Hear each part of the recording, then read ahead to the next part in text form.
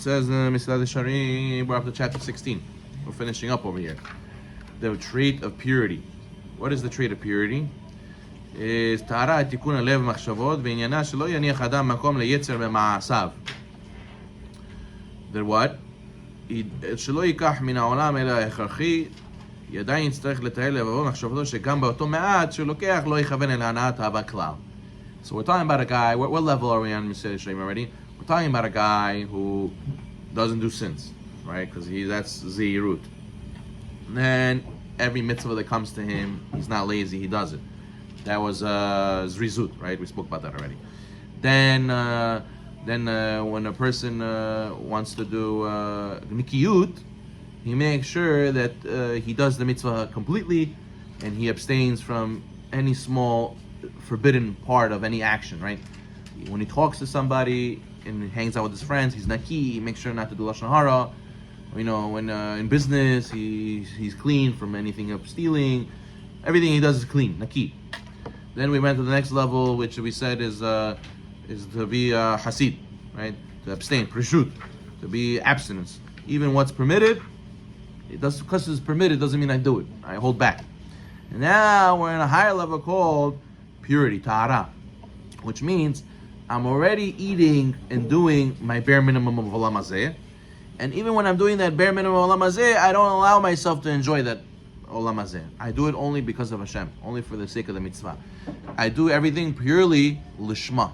Lishma means for the sake of Hashem, right? That's why we said last week, right? It says by ribit, by the laws of interest, you cannot give a loan to another Jew with interest because the Torah wants us to do a hesed because that's what the Torah says to do, not because we're going to get something out of it. What's in it for me? Now, in a world where we live by what's in it for me, that's not a godly world. God gives us, and He does everything for our sake, right? And He gives us unconditionally. He gives us, with love and mercy. So therefore, that's the same way we have to be with others. That's the same way we have to be with Hashem. That even though I could technically eat this and get my own benefit from it and just enjoy it, but no, I want to do it purely for the sake of Hashem, l'shma, purely for the sake of Hashem. And that's the level of purity. As it says, the pasuk in Mishlei, King Solomon says, "Bechol derachecha de'ehu." In all your ways know Him. How will I know Hashem in my eating? How will I know Hashem in my sleeping? How will I know Hashem in even going to the bathroom? How is that serving Hashem? I'm doing it for the sake of Hashem. I could say I'm doing it because I want to relieve myself because my stomach hurts, but then ultimately, what am I doing? You ask the guy who's a tahor. He says, because I'm doing it because it's a mitzvah for Hashem. It's going to help me serve Hashem. It's what Hashem said to do, right? And that's the beauty of being simple and doing mitzvot. I do it because Hashem said to. I don't need to really know the reason. Yes, na'aseh v'nishma. That's how the Jews accepted the Torah. They will do no matter even if they don't understand. But it's good to understand. It's important to understand. But be tahor means to do it because that's what Hashem said to do, not because I enjoy it, not because there's something to do. Now, enjoying there's nothing wrong with enjoying. It's just we're talking about a very high level right now. And people have to understand, your soul is much more powerful than you can imagine.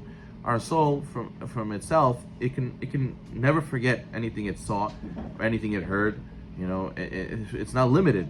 Our bodies make it limited, but our soul is unlimited. So we could expect from ourselves these kind of things. We could get there. It's possible. We don't sell your neshama short.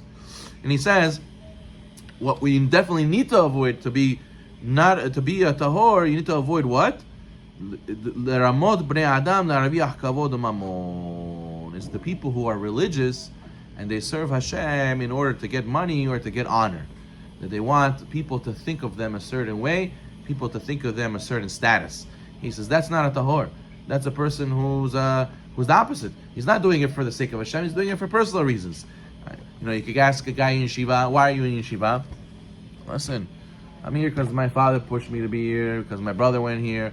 I'm here in this yeshiva because I need to get a shidduch. If you're in this yeshiva, and they put it on your resume, so you get a good shidduch afterwards.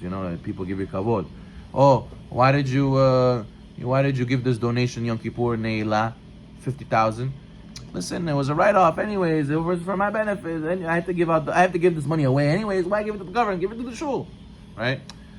Or you could say, I wanted to give a donation. It was for my personal money. It wasn't a write-off. I gave it for my own money because I wanted to. So there's a big difference in why you do things, and it can change this small reasoning can change you to be either a tahor or a person who's still, at the bottom of the totem pole, bottom of the rung of climbing the Mesilat Yesharim. So therefore he says, even though our sages say, Le'olam yasok adam b'torah mitzvot afilu shelo lishma mitoch shelo lishma ba'al lishma, even though our sages taught that you should always do Torah mitzvot, even not for the right reason, and eventually you'll come to the right reason, right? How do we get the public school kids come learn? You get prizes, you get to tell the kids, if you come to shul, we'll buy you this, there's pizza, there's raffles, this, that. That's good, that's at the beginning, but eventually we want them to get the level where they do it because they want to do it, because Hashem said to do it. And the Torah says that's good. Start from a non-ulterior motive, and eventually you'll come to a pure reason. But, says the Mesilat Yesharim, that's for pshat, that's for the simple level, for the purity, level of purity, tahor, which eventually we're almost going to get to Hasid, we're going to get to Ruach HaKodesh. You can't be doing things for lo lishma, you can't be doing things for ulterior motives. What's in it for me? What do I get out of this? You can't be doing those things to be called a pure person, a tahor. There's a story, interesting story of Menachem of Lubavitch at Tzemach Tzedek. So the Chassid complained to him, said, Rabbi, I don't have any desire to learn. It's very hard for me to learn. He says, wow, unbelievable. And I have a desire to learn. Oy, oy, oy. Why did he say that? He says, you get to serve Hashem, Lishma. You have no desire to learn Torah. So when you learn Torah, you get more reward. You're doing it just for the sake of Hashem. Me, I love to learn Torah, so I'm fulfilling my desires when I learn Torah. So woe is to me that I'm learning Torah and I love to learn Torah. You are on a higher level. You have a bigger reward. You should be happy with this. Therefore, you see that how powerful it is to do things Lishma, to do it for the sake of Hashem. אמנם, אף על פי שאיסור כזה בטל ממיעוטו, על כל פנים, המעשה שתערובת כזה בתוכו טהור לגמרי איננו. ואינני אומר שמשהו זולת זה יהיה נדחה לגמרי. He says, even though motivation and purity and motivation, it's hard to be perfect. There's always maybe a slight personal interest. You should know that Hashem appreciates the efforts, and you should make efforts in this. Diamonds, there's small imperfections most of the time. But the lesser the imperfection, the more it's worth. And it's very hard to find a flawless. It's very hard to find a perfect diamond. And same thing with our service of Hashem. Every little bit more you do in purity of motivation for Hashem, you go up from, the levels. What is the grading? Right?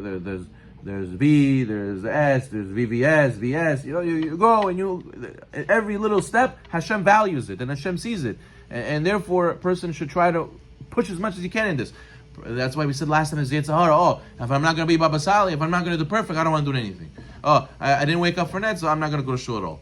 No, don't give in to that. You have to go and slowly, higher.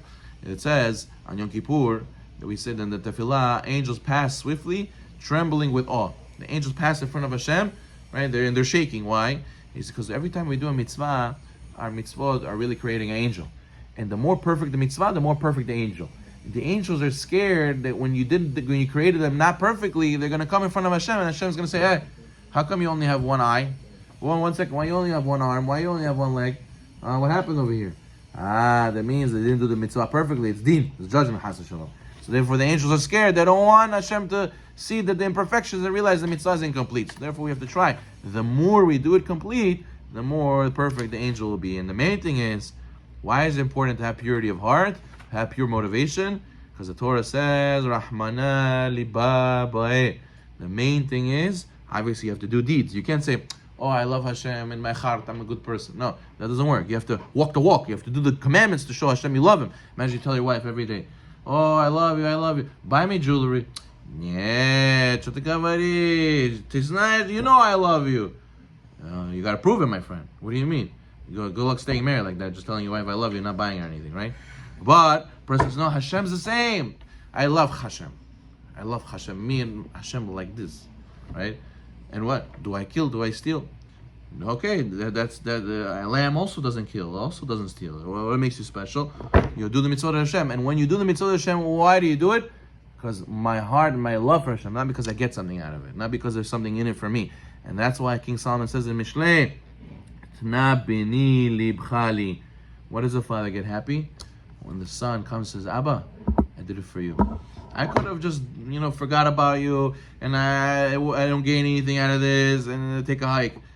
No, I want to do it for you. And Hashem says that is the level of tahor. Baruch